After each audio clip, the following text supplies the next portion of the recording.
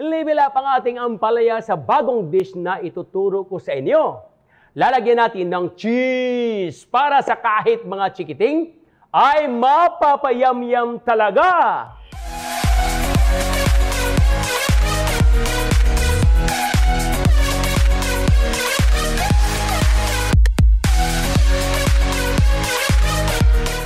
Isang healthy, nutritious at katakam-takam na ampalaya dish ang ituturo ko sa inyo ngayon. Paired with Java rice. Kaya talagang winner ito. Let's go gulay mga kayamyam at magtanim na tayo ng winner ampalaya mula sa Seedworks. Mabibili ang mga binhi nito sa inyong mga suking agri-dealer stores or online via Shopee o Lazada. Gagawa tayo ng cheesy ampalaya tempura with Java rice. At syempre naman bago lagi tayo magluluto, kailangan ugaliin natin maghugas ng kamay para healthy ang ating pagkain. Okay, handa na ba kayo? Gagawa natin cheesy ampalaya tempura with Java rice. Okay, unang-una, mayroon po akong ginawa dito kanina. Hiniwa ko na, ito yung ampalaya natin. Parang 1 to 2 inches and a half long. At mayroon tayong cheese. Ito po yung binili na cheese na individual lang, madaling gawin katulad nito. Madaling tanggalin. Dapat hindi nagme-melt dahil nilabas ko na po kanina. Pero okay lang yan. This one, lagyan natin ng cornstarch. Alright, and then, i-wrap lang natin na ganito. Each ampalaya. Yan. Okay, then, i-roll lang natin ng ganyan. 1. Okay? Ganyan kadali po. Alright. So, look at that. Okay. Ididikit lang natin para kumapit lang. Yan, tulad yan. Then roll and cornstarch.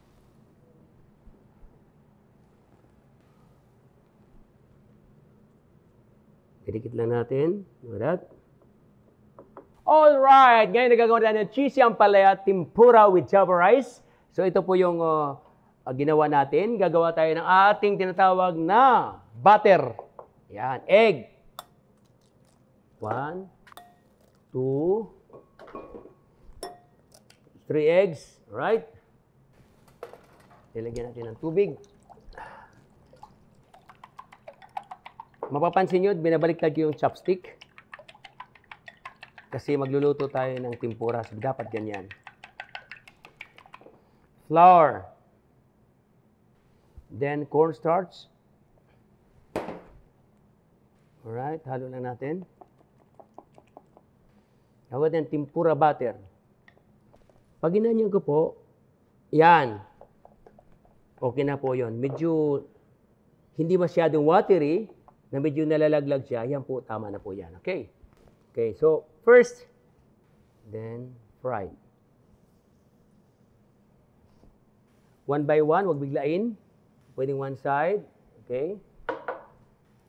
Coat. Ganda, no? O, kalahin mo yan, ampalaya, oh. Tempura ampalaya. Ganda ng kulay. Ito kada. Yan yung tempura. Yung medyo lumalabas po yung, tulad yan. Wow. Kunti-kunti pa brown. Kunti brown pa. Luto na. There you go. So, nakikita nyo po mga kayamyam kung paano natin ginawa. Inalagyan po yan ng ganyan. Okay. Crispy. Look at that. Napakaganda. With the cheese inside. Ngayon na ginakakita ang ampalaya tempura. No? So, iano nyo na yan. Iti-treasure nyo na dahil matututo kayo ng masarap na tempura ampalaya with cheese. Gagawa tayo ng Java rice. So, butter. Okay, butter and red and green bell pepper. Alam po natatakam na kayong lahat. Kaya napakasarap po nating ampalaya tempura. Medyo lutuin lang natin yung ating green and red bell pepper. Then, we put up the tomato sauce. A little bit of salt. And a paminta. Woo! Then the US 88 long grain rice.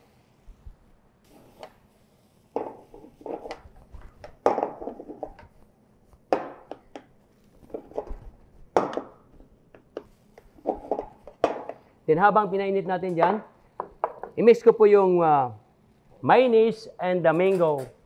Ito yung pinaka-sauce niya. Imagine niyo, manga at saka rice and then the tempura.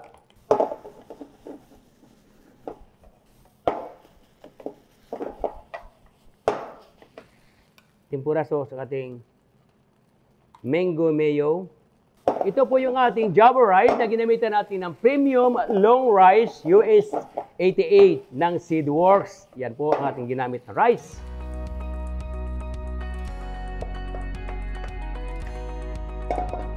Wow. Look at that. Rice.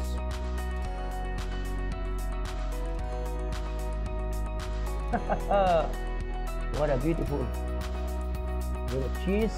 Oh my goodness. I know the kids will love it. Yum, yum, yum, yum, yum, yum. Ito na ating cheesy ampalaya tempura with Java rice na ginamitan natin ng winner ampalaya ng Seedworks. See you again next time mga kayam-yam ni Idol. Panoorin ang aking mga past episodes sa aming YouTube channel, Seedworks Info Center. Subscribe na at i-click ang notification bell button para una kayong makapanood ng aking mga cooking tips at new recipes. Mag-comment lang kayo kung may mga gusto kayong dishes na iluluto ko. Alright!